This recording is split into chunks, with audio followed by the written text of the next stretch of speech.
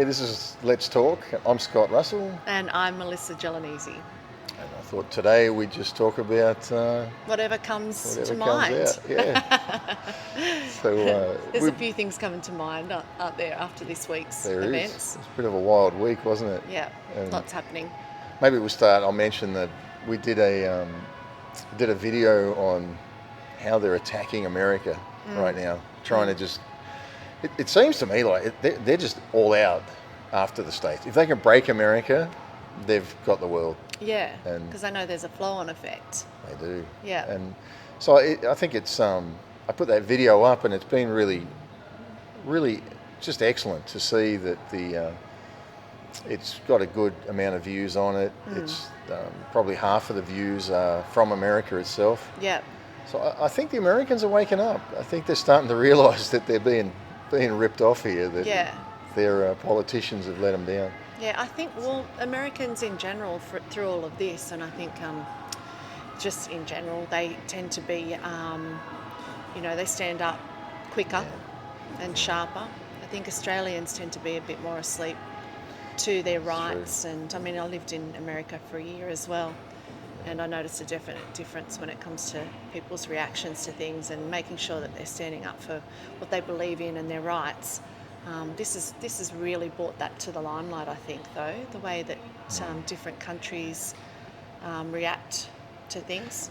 It's funny like that. Like you look at the Dutch, and they're right into it. Yeah. Then you look at, like you say, the Americans. The Australians are very laid back. They just.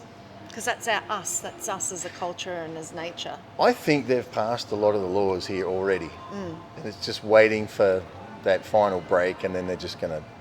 Yeah, It's they've all put there. them in place, ready to go. Yeah, and they're so sneaky how they're like bringing in the digital currencies.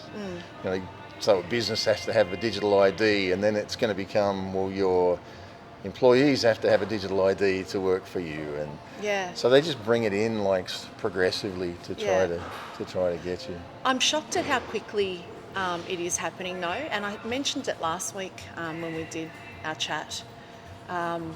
How it seems to be like one tiny chomp at a time, but it seems to be rolling and happening so quickly. Oh, they've accelerated. It's because it is happening one thing at a time. It's like the conditioning process. You can't walk in and just, for example, I'm just saying as an example, you can't walk into a nation, even as laid back as we are, and say, right, if you're not taking a vaccine, for example, off to the camps we go. Because, and that's, we've seen in history this has happened. Oh yeah. But one little bit at a time, into rights and moving into digital currency, and one little thing at a time, people are accepting because it's just one little thing, one more little thing. It's literally, they're using the psychological conditioning process on everybody globally. Yeah. And obviously, we're seeing it in our nation. As laid back as we are, we're sort of accepting it, and many are waking up, but we've been asleep for so long, We have. So when we were living in the States, and up in the Boston area, they put billboards up. Yeah. See something, say something. Right. Yeah. And so they've been like conditioning people for so long to be obedient, to be compliant. And to be little dobbers, if I can, for lack of a better word. Yeah. And I remember seeing that when this first began, and there was a first protest I remember seeing down in Coolangatta. I didn't attend this one. I was sort of half awake. Yeah. And I remember seeing something in, I think it was the Courier Mail on the Gold Coast or something. If you know this couple that were attending the protest, it was a snapshot. I really wish that I kept things from back then.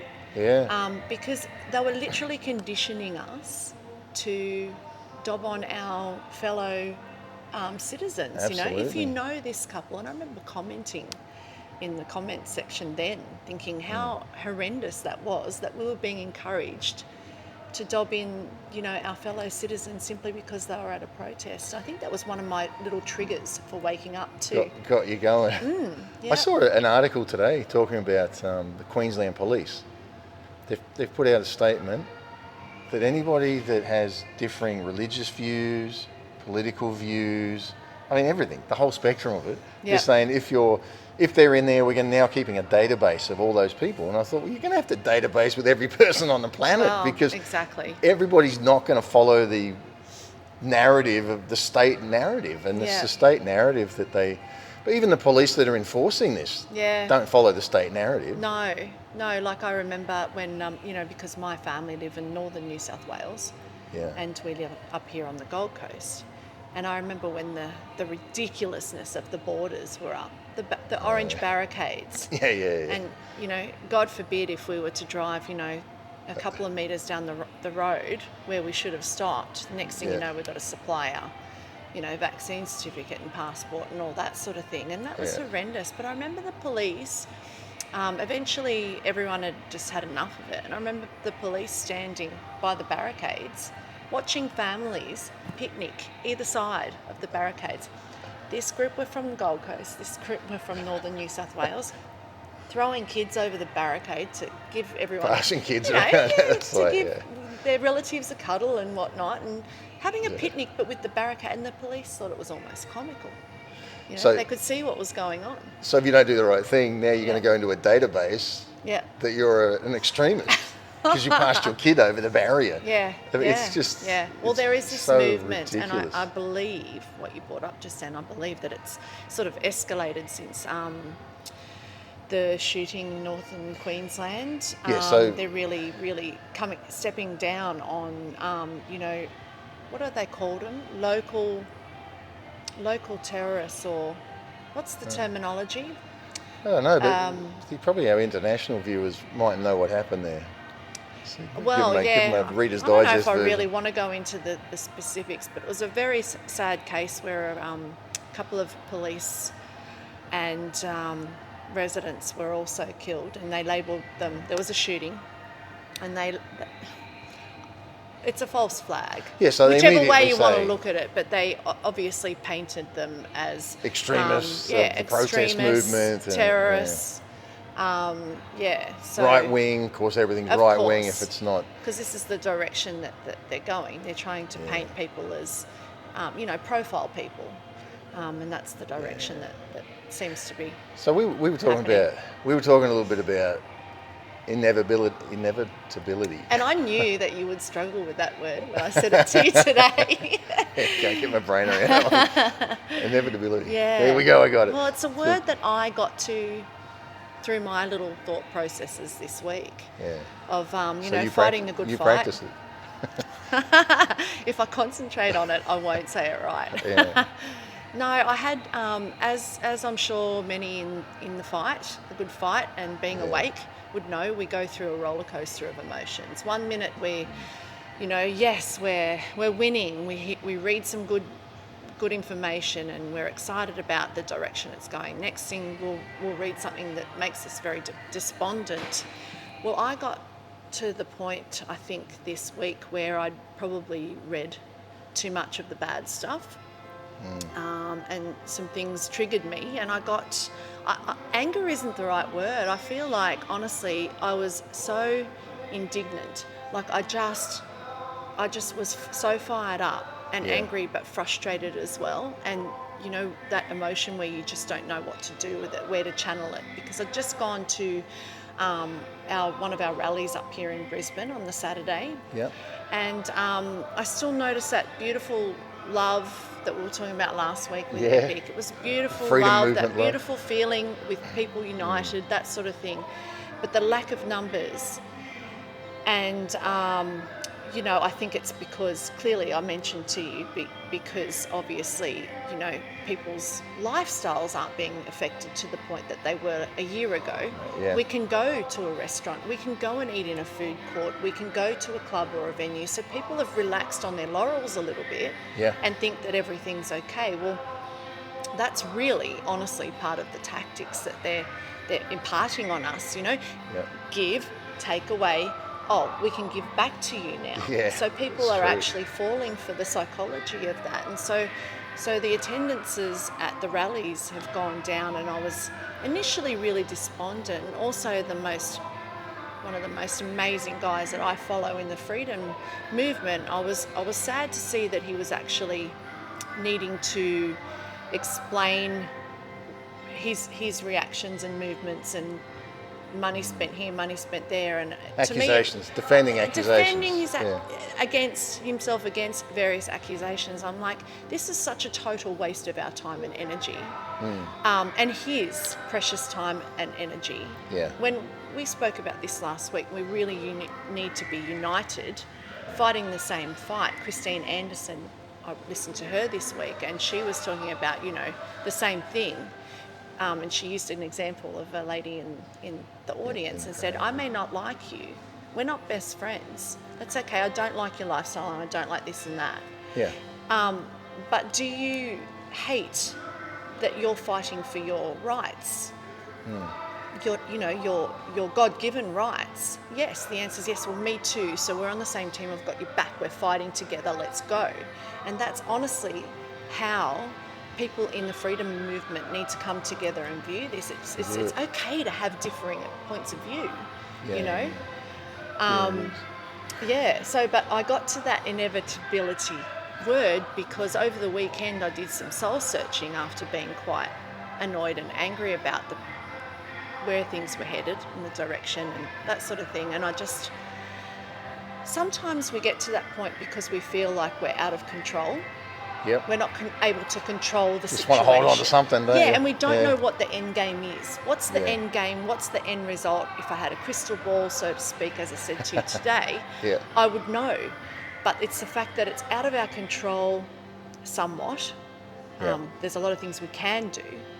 But I just got to the point on Sunday where I just went, the end result, it's inevitable. Something's going to happen. Yes. Something is going to happen.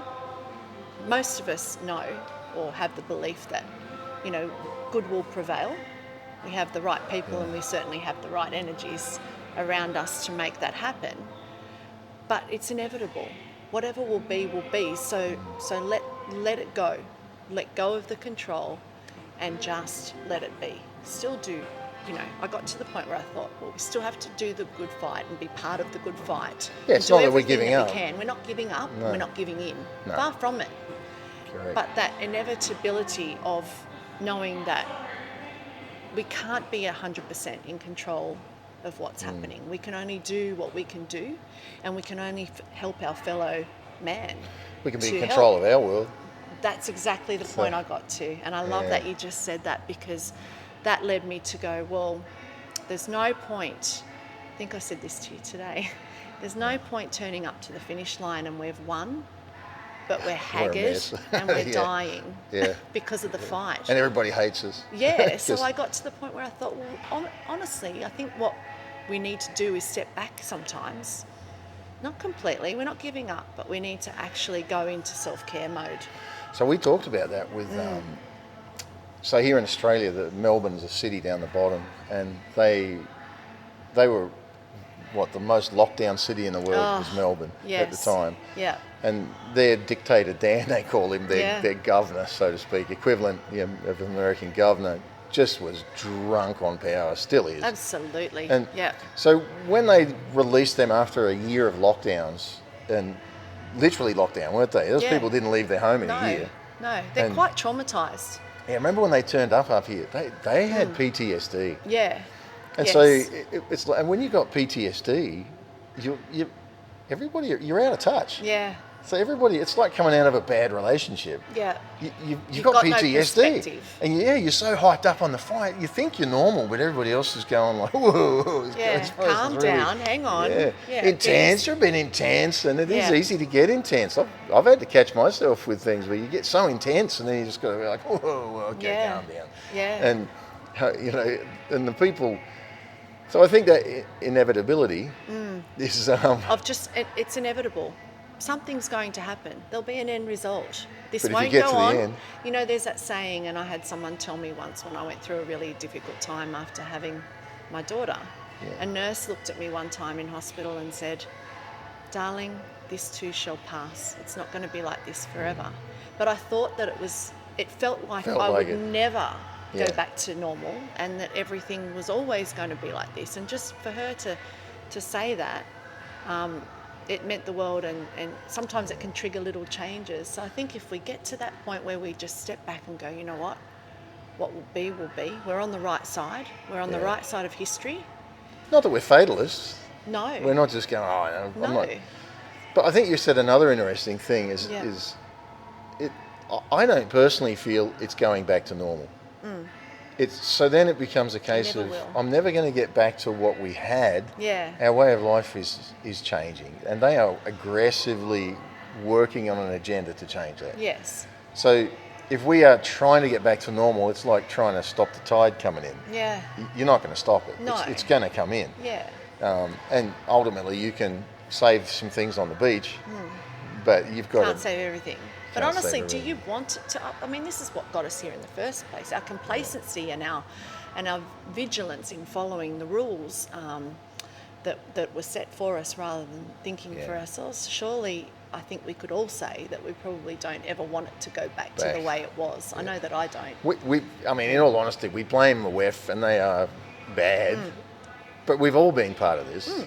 We've all been slow cooked, and we've allowed it.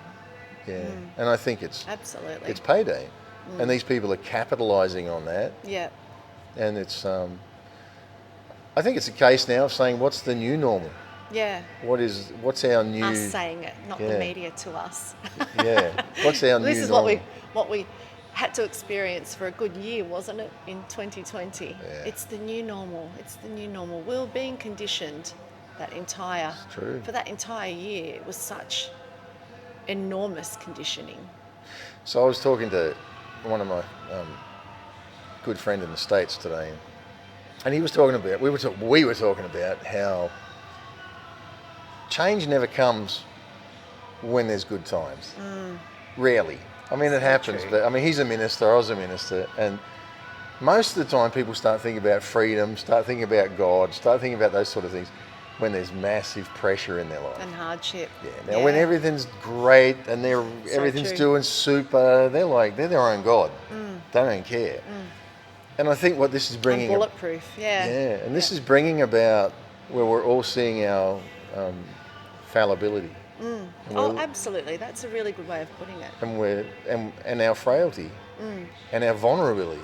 Yeah. And we're looking and saying, and in this world, nobody wants to be vulnerable. No. I mean, relationships. Yeah. People don't want to be vulnerable. Yeah. Friendships don't want. You could do it all online. It's not vulnerable. Yeah. Yeah. And that vulnerability of actually having somebody that you're accountable to that can look at you and say, "Hey, that's not right." Yeah. We're scared of that, and I think what this is bringing to us is a level of vulnerability where we realise my normal's gone. Now I have to start to reach out to community and other people of like mind. What if they don't like me? What if I mess up? What if they fail me? Yeah. What if? Yeah. That's part of life, right? My regular way of life is gone. Yeah. And that vulnerability word is another massive part of what's going on with all of us, I think. Yeah. I remember another time in my life where I have felt that before, and I was only 19. I spoke of briefly last week about how I had to leave the religion that I was severely conditioned in. But 3 years later, I'd just finished my uni degree in teaching, and I, life was about to just take off. I had just found out I was a targeted graduate, so I was ready for full-time employment with the Department of Education, and just graduated, ready to go off on summer holidays, and went away and was driving up north and was involved in a massive triple fatality car accident at 19. So 3 died in the other car. And honestly, talking about vulnerability, to have to go through that, I mean, people out there have gone through all sorts of struggles and massive traumas, and some way, way more than this, but this is mine and my pain. And I remember thinking, going through all sorts of emotions. You go through that grief process. Yeah, you do. Yeah. Yeah, but the beginning part, the whole process actually reminds me a little bit of this. So you go through this learning curve and this shock of no way, that's not it didn't happen to me in the car accident. I'm like, I can't believe this happened to me. So with this, I'm thinking, I can't believe the things that we're learning that the elites have done and are doing and what the truth is out there. Pseudo-elites. Yeah, well, yes. Yeah. I said I'd never use that word, You and did. here I am. So I picked you up on it. Yeah. So I went through that, and then there's this process of you get super, super angry in the grief process. Yeah. The why me, that if I'd have just, if we'd just spent 10 minutes longer in the petrol station before it happened, it wouldn't have happened. Yes. Why did I survive when 3 in the other car died? You get this survivor's guilt. You go through this massive process. But then all of a sudden you start going through this process of acceptance, because it's sink or swim. Yeah. You either become a lunatic and not cope with life, or you accept that it has in fact happened to you, and you either keep treading water to get to the top of the light, or you drown. So you have choices that you've got to make, and I think we're all here in this. So you could say it another way. You were a victim of circumstances that were out of control, but you chose not to live as a victim. Yes. And that was a process, because Yes. you grieve, and I think you do. We've all been there, right? You get to a Yes. point where you stop and go, okay, this is bad, it happened to me. I have a choice. I can Yeah. live in the power of that thing, have it dominate my life forever, or I can choose to take the hard road. I can choose to drag myself out of bed when I feel like staying in bed. I can choose to go for a walk when I don't want to go for a walk. And what maybe we should touch on that, some of the things that you've done, because I'm sure there's folks that are watching here and they feel like we're all victims. Yeah, absolutely. And we can live in, if they choose to live as a victim, they're just going to be angry. It's going to feed anger in them. I'm angry at the WEF, I'm angry at the government, I'm angry at the politician, I'm angry at, and anger has a way of destroying us. It's a cancer that destroys us from the inside out. And really steals our vulnerability, steals our intimacy, joy. steals our friendship, steals everything. We still are we're still alive, and we still get up every day. If we are doing those things, there's still joy, so much joy to be found in life. So for me, I found one thing which I'm still imparting at the moment into this process that I found worked back then is it's okay to sit in, have those days of anger, because they're part of being able to, once you accept that and be angry, then you can actually move on to the next day, which won't be like that. If Just you don't keep take it on your trying husband. Right. All right. If you keep trying to get over it and suppress those emotions, it's going to take so much longer. For me, so it's about being able to sit in those angry days and sit in those moments of anger and just be, and just accept that that's going to happen. But I think for me, and lots of people that I've spoken to over the years, the one common thread that kept me going was physical activity, staying fit, because I could control that. Get out. Yeah, it's true. It helped me in my time to get out. Man, I don't feel like going out sometimes. Sometimes you don't. They're the times you have to really force yourself to go out. Then once you get out there, you're like, I'm so glad I did. Start feeling better about yourself. Now for me, that's been a lot of things through my life. Like, I was quite an athlete growing up. I was always into competitive sports with netball, softball, swimming. I was very competitive. So that did help me get through the car accident and all the things I had to get through. But I think you can also use that competitiveness, if you've had that before, to just spur you on to either stay active, or for me it is going to the gym and still being active with sports and that sort of thing. But at other times I just listen, just stop and listen. What is it that you want, or what is it that you need?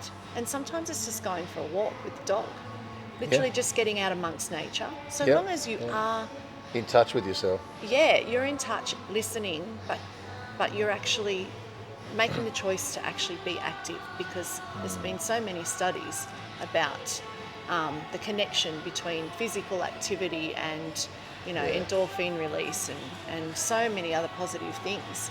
But if you're not honest enough to stay in touch with yourself, you ultimately, well, I have a saying, like pain causes us to control. So I get a paper cut.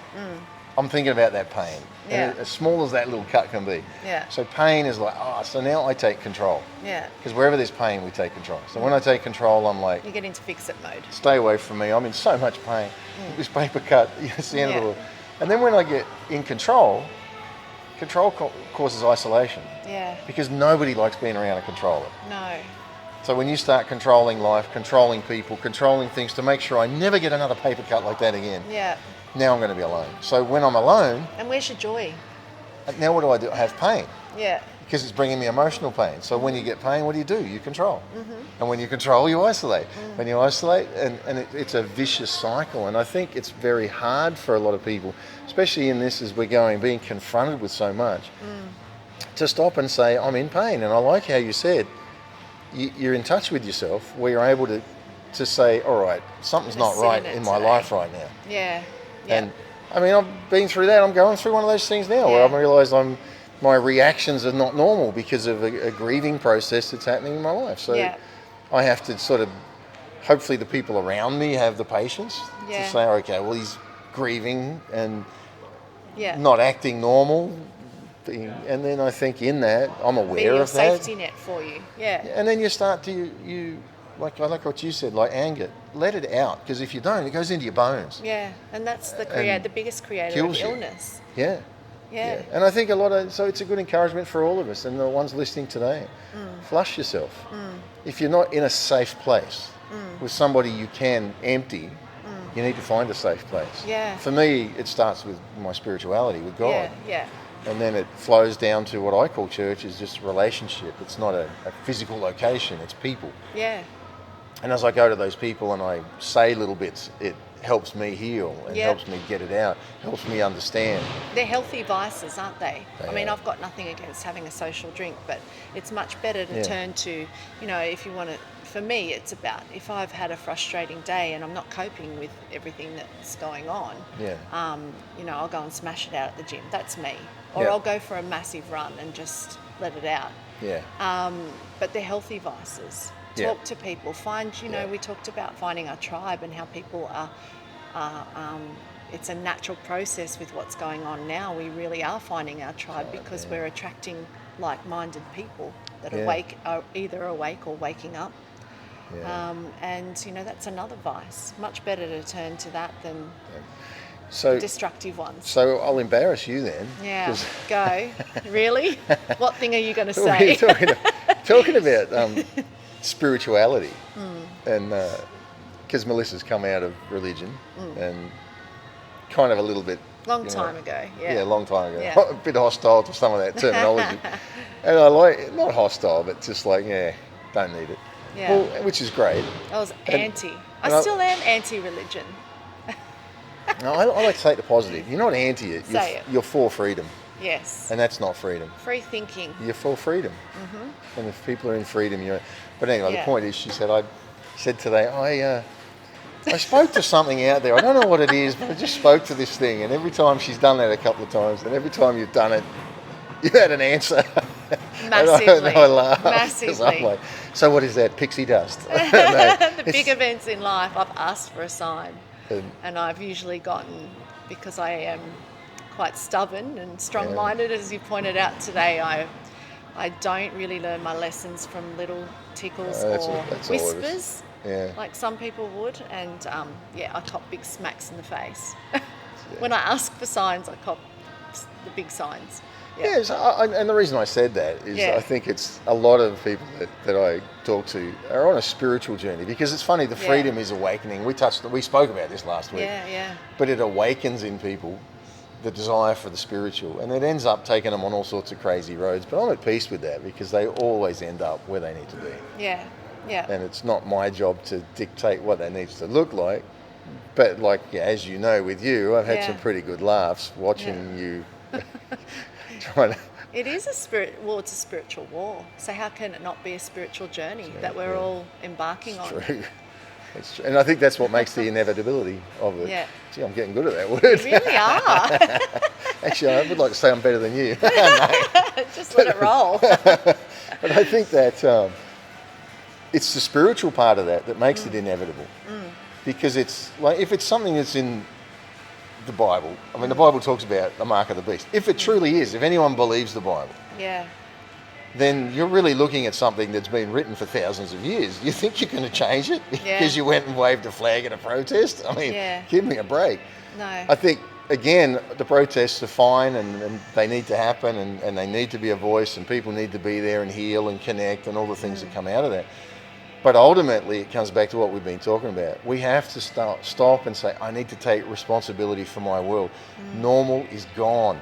Normal is never coming back. I need to create a new normal. If I can just say that. Yeah, Normal, thank you. God normal is gone. Because normal, what we deemed as normal previous to this, prior to this, is what got us in this situation in the first place. It really Thank has. goodness there's a massive awakening. Yeah. You know? And I think for a lot of people it becomes, like in the States they say like deer in the headlights, right? I mean, we just, over here it's kangaroos in the headlight. Yeah, But you know, you sit there and it's just, life's coming at you and you're like, huh?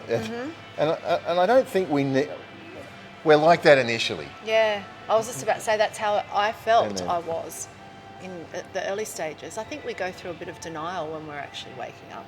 Then you had the grieving. Yeah. Because you realised I've lost my life. Yeah. Everything The anger, probably that the I anger. thought was an illusion. Everything Everything. that I thought was, that I prided myself on in life or that I thought I knew a lot about, the whole thing's an illusion. So you have to, it's true. you know, you have to completely adapt to that whole new train of thought. So we live in this illusion that we try to say is normal and everybody else should be part of this illusion. Yeah. And I think actually one of the greatest gifts is to have the realization that it's an illusion.